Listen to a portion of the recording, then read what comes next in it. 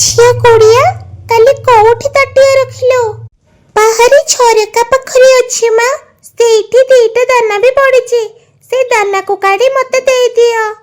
ତୁ ବି ନା କୋଡ଼ିଆ ଝିଅ, ନିଜ ଖାଇବା କେବେ ବି ଠିକ୍ ସେ ଖାଉନି। 2 ଦିନ ପର୍ଯ୍ୟନ୍ତ ସେମିତି ଭୋକରେ ଥାଉ। ଏବେ ଏଇଠି ଯୋଉ ଦାନା ପଡ଼ିଛି ତାକୁ ତୁ ଖାଇଦେ। ଆଉ ହଁ, ଏମିତି ନ ହଉ ମୁଁ ଫେରିକି ଆସିବା ବେଳକୁ ତୁ ଭୋକରେ ହିଁ ଥିବୁ। ମାମା ଖାଇଦେବି, ଏବେ ମତେ ଭୋକ ଲାଗୁନି।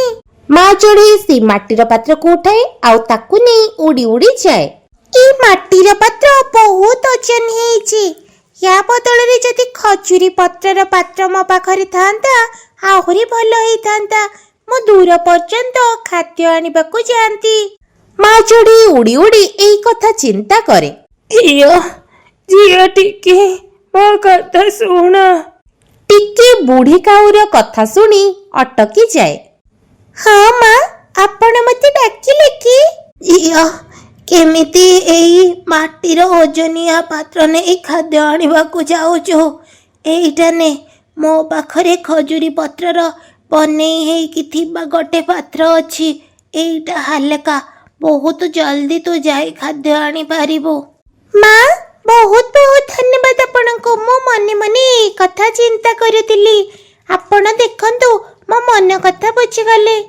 ତାପରେ ଟିକି ଚଢ଼େଇ ସେ ମା ଚଢ଼େଇ ପାଖରୁ ଖଜୁରୀ ପାତ୍ରରେ ତିଆରି ହେଇଥିବା ଛୁଡ଼ି ନେଇ ଉଡ଼ି ଉଡ଼ି ଯାଏ ଆଉ ତା ମାଟି ପାତ୍ରକୁ ସେ ମାଙ୍କ ପାଖରେ ଛାଡ଼ି ଦେଇଯାଏ। ଶୁଆ ଆଉ ଶୁଆର ସ୍ତ୍ରୀ ତାଙ୍କ ଘରେ ଶୋଇଥାନ୍ତି। ଦୂରରୁ ହିଁ ଟିକି ଚଢ଼େଇର ଉଡ଼ିବା ଶବ୍ଦ ଶୁଣି ଉଠିଯାଏ। ଟିକେ ଚଢ଼େଇ ଆସିଲାଣି, ମତେ ଯିବାକୁ ହବ। ଶୁଆର ସ୍ତ୍ରୀ ଏକଥା ଶୁଣି ଶୋଇ ଶୋଇ କହେ, ସ୍ୱାମୀ ମୋ ପାଇଁ ଆଜି ମିଠା ଫଳ ନେଇକି ଆସିବ। ଟିକେ ଚଢ଼େଇ ଆସି ଶୁଆର ଘର ପାଖ ଝରକାରେ ବସିଯାଏ। ଶୁଆ ଭାଇ, ମୁଁ ଆସିଗଲି। ହଁ, ମୁଁ ଯାଉଛି। 2 ଜଣ ଏକା ସହିତ ଉଡୁଥାନ୍ତି। ଶୁଆ ଭାଇ, ମୁଁ ଆସିଛି ବୋଲି ତମକୁ କେମିତି ଜଣା ପଡେ? ମୁଁ ତ ଝରକା ଖୋଲା କରିଥାଏ, କାହିଁକି ନା ତମର ଯୋଉ ଆସିବାର ଶବ୍ଦ ମତେ ଶୁଣାଯିବ ବୋଲି। 2 ଜଣ ସାଙ୍ଗ ଉଡ଼ି ଉଡ଼ି କଥା ହେଇ ଯାଇ ମଇଦାନରେ ପହଞ୍ଚି ଯାଆନ୍ତି। ସେଠାକୁ ଅଲଗା ଜାଗାରୁ ବି ବହୁତ ଚଢ଼େଇ ଆସିଥାନ୍ତି। ମଇନା ଚଢ଼େଇ ସେ 2 ଜଣକୁ ଦେଖି ଦୂରରୁ ଡେଣା ହଲାଏ। ମୀନା, କେମିତି ଅଛ? ମୁଁ ଭଲ ଅଛି। ଆଜି କୋଡ଼ିଆ କୁଆଡ଼େ ଗଲା? ଶୁଆ ମାଟିକୁ ଖୋଳି ଦାନା ଖୋଜୁଥାଏ। ଟିକେ ଚଢ଼େଇ ଧୀରେ ଧୀରେ ଆଗକୁ ଆଗକୁ ବଢେ। ଟିକିର ଧ୍ୟାନ ପୁରା ମାଟି ଉପରେ ହିଁ ଥାଏ। ଯୋଉଠୁ ବି ଯାହା ଦାନା ପାଏ ସେ ତାର ଖଜୁରୀ ପତ୍ରରେ ତିଆରି ଥିବା ଝୁଡ଼ିରେ ପୁରାଏ। ଶୁଆ ଭାଇ, ମୁଁ ତ ଦାନା ଜମା କରିଦେଲି। ଆଜି ହରିଆଳି ମିଠା ଫଳ ଖାଇବାକୁ ମାଗୁଥିଲା। ହଁ, କୋଡ଼ିଆ ବି ଏବେ ଭଲସେ ଦାନା ଖାଉନି। ମୁଁ ବି ଆଜି ତା ପାଇଁ ମିଠା ଫଳ ନେଇକି ଯିବି। ହେଲେ ମିଠା ଫଳ ମିଳିବ କୋଉଠୁ? କାହାକୁ ପଚାରିବାକୁ ହବ? ଗଛ ଡାଳରେ ନାଲି ଶୁଆ ବସିଥାଏ। ମିଟୁ ଶୁଆ ନାଲି ଶୁଆ ଆଡକୁ ଅନାଏ। ଟିକେ ମୁଁ ଏବେ ହିଁ ନାଲି ଶୁଆଠୁ ପଚାରିକି ଆସୁଛି ଯେ ମିଠା ଫଳ କୋଉଠି ମିଳିବ। ତାକୁ ନିହାତି ଜଣାଥିବ। ମିଟୁ ଶୁଆ ଉଡ଼ି ଉଡ଼ି ଯାଇ ନାଲି ଶୁଆ ପାଖରେ ପହଞ୍ଚେ। ନାଲି ଶୁଆ, ତମକୁ କଣ ଜଣା ଅଛି କୋଉଠି ମିଠା ଫଳ ମିଳିବ? ହଁ, ମୁଁ ଏବେ ହିଁ ମିଠା ଫଳ ଖାଇକି ଆସିଲି। ପୂର୍ବ ବାଲା ଜଙ୍ଗଲରେ ମିଳିବ। ସେଠି ପିଜୁଳି, ଅଙ୍ଗୁର ଆଉ ମିଠା ମିଠା ସେଉ ବି ମିଳୁଛି। ମିଟୁ ଶୁଆ ସେଠାରୁ ପଚାରି ଆସି ଟିକେ ଚଢ଼େଇ ପାଖରେ ପହଞ୍ଚେ। କଣ କହିଲ ନାଲି ଶୁଆ? ଆମକୁ ପୂର୍ବ ଦିଗକୁ ଯିବାକୁ ପଡିବ କହିଲ। ସେଇଠି ଫଳ ଗଛ ଗୁଡାକ ଅଛି। 2 ଜଣ ସାଙ୍ଗ ଉଡନ୍ତି ଆଉ ଉଡ଼ି ଉଡ଼ି ପୂର୍ବ ଦିଗ ବାଲା ଜଙ୍ଗଲକୁ ଯାଆନ୍ତି। ସେଠାରେ ବହୁତ ସାରା ଫଳ ଗଛ ଲାଗିଥାଏ ଆଉ ସେମାନେ 2 ଜଣ ଫଳ ଦେଖି ଖୁସି ହେଇଯାଆନ୍ତି। ଶୁଆ ଭାଇ, ଏଠି ତ ବହୁତ ଫଳ ହେଇଛି। ଆମେ ତ ଏଠି ସବୁଦିନ ଆସି ଫଳ ନେଇ ଯାଇପାରିବା। ଗଛରେ କାଉ ବସିଥିଲା। କାଉ ସେମାନଙ୍କ କଥା ଶୁଣିଲା। ତାପରେ ଉଡ଼ି ଉଡ଼ି ସେମାନଙ୍କ ପାଖକୁ ଆସିଲା।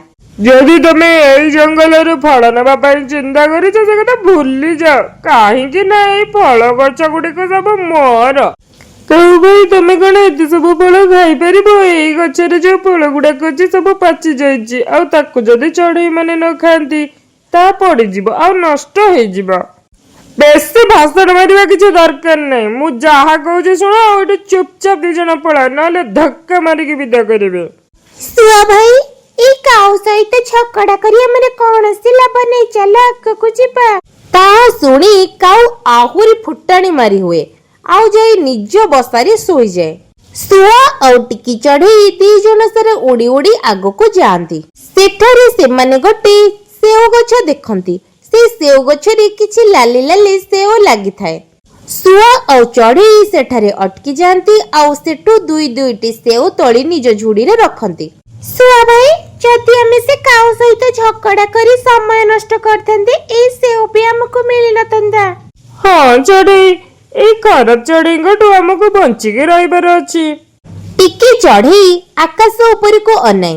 ଠିକ୍ ସେଇ ସମୟରେ କଳା ବାଦଲ ଘେରେ ଆଉ ବହୁତ ଜୋରରେ ବର୍ଷା ହେବାକୁ ଆରମ୍ଭ ହୁଏ। ବର୍ଷାର ବୁନ୍ଦା ଚଢେଇର ମୁହଁରେ ପଡେ।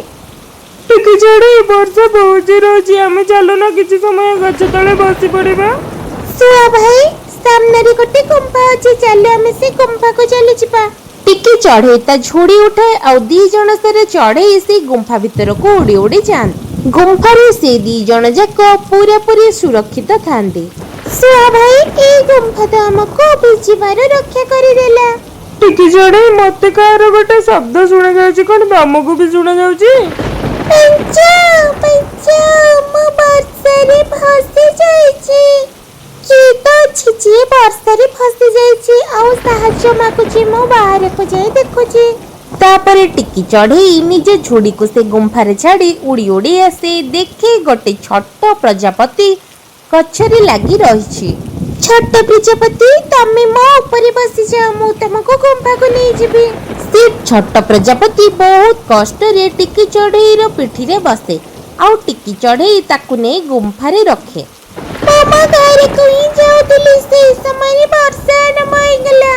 ତମେ ତ ମୋ ପକ୍ଷୀକୁ ସୁଖାଅ, କାହିଁକି ନା ଆମେ ସମସ୍ତେ ଏଠି ସୁରକ୍ଷିତ ଅଛୁ। ସେମାନେ ସମସ୍ତେ ସେଠି ବସିଯାଆନ୍ତି। ବର୍ଷା ବି ଛମ ଛମ ବର୍ଷେ। କିଛି ସମୟ ପରେ ସନ୍ଧ୍ୟା ବେଳକୁ ବର୍ଷା ଛାଡିଯାଏ।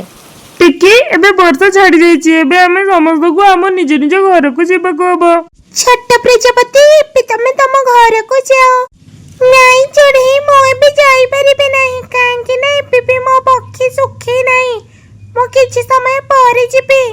ଟିକି ଚଢେଇ ଆଉ ଶୁଆ ଦି ଜଣ ସାରା ଉଡିବାକୁ ଲାଗନ୍ତି। ସେମାନେ ଯେତେବେଳେ କାଉର ପାଖ ଦେଇ ଯାଆନ୍ତି, କାଉ ସେତେବେଳେ ତା ନିଜ ଶେଷ ନିଶ୍ୱାସ ତ୍ୟାଗ କରୁଥାଏ। ମୋ ଜୀବନ ବଞ୍ଚେଇ ଦିଅ। କାଉ ସେ ଗଛର ବଡ ଡାଳ ତଳେ ଚାପି ହୋଇଯାଇଥିଲା, ଯୋଉ ଡାଳରେ ବହୁତ ସାରା ସେଓ ଫଳିଥିଲା। ଶୁଆ ଭାଇ, ଆମକୁ ଏଇ କାଉକୁ ବଞ୍ଚେଇବାକୁ ହେବ। ୟାକୁ ଛାଡି ଦିଅ ଟିକି, ଏଇଟା ଖରାପ କାଉଟା। ନାଇଁ ଶୁଆ ଭାଇ, ସେ ଆମକୁ ସାହାଯ୍ୟ ମାଗୁଛି। ଶୁଆ ଆଉ ଟିକି ଚଢେଇ ତା ପାଖକୁ ଯାଇ ସେ ଡାଳ ହଟାଇବାକୁ ଚେଷ୍ଟା କରନ୍ତି, କିନ୍ତୁ ସେ ଡାଳ ବହୁତ ଭାରି ଥାଏ। ଚଢେଇ ଟିକି, ଆଉ କାହାକୁ ଡାକି ଦିଅ, ମତେ ଏଠୁ ବାହାରକୁ ବାହାର କର, ମୁଁ ମରିଯିବି। ଏଇଠି ଆଉ କେହି ବି ନାହାନ୍ତି। ଟିକି ରୁହ, ମୁଁ ଏ ଡାଳର ସବୁ ସେଓ ଗୁଡାକ ତୋଳି ଦିଏ, ତାହେଲେ ଓଜନ ଅଲଗା ହେଇଯିବ। ତାପରେ ଶୁଆ ତା ମୁନିଆ ମୁନିଆ ଥଣ୍ଟରେ ସାଙ୍ଗେ ସାଙ୍ଗେ ଫଳକୁ ସବୁ କାଟି କାଟି ଫିଙ୍ଗେ ଆଉ ତାପରେ ଡାଳ ହାଲୁକା ହେଇଯାଏ। ଦି ଜଣ ସାରା ମିଶି ସେ ଡାଳକୁ କାଉ ଉପରୁ ଉଠେଇ ଦିଅନ୍ତି। ବଞ୍ଚିଗଲି, ମୁଁ ବଞ୍ଚିଗଲି। ବହୁତ ବହୁତ ଧନ୍ୟବାଦ ଶୁଆ ଆଉ ଟିକି ଚଢେଇ। କାଉ ଭାଇ, ଯୋଉ ଫଳ ଆପଣ ଆମକୁ ନବାକୁ ଦଉନଥିଲେ, ସେଇ ଫଳ ହିଁ ବୋଝ ହୋଇ ଆପଣଙ୍କ ଉପରେ ଥିଲା। ଚଢେଇ, ମୁଁ ବୁଝିଗଲି।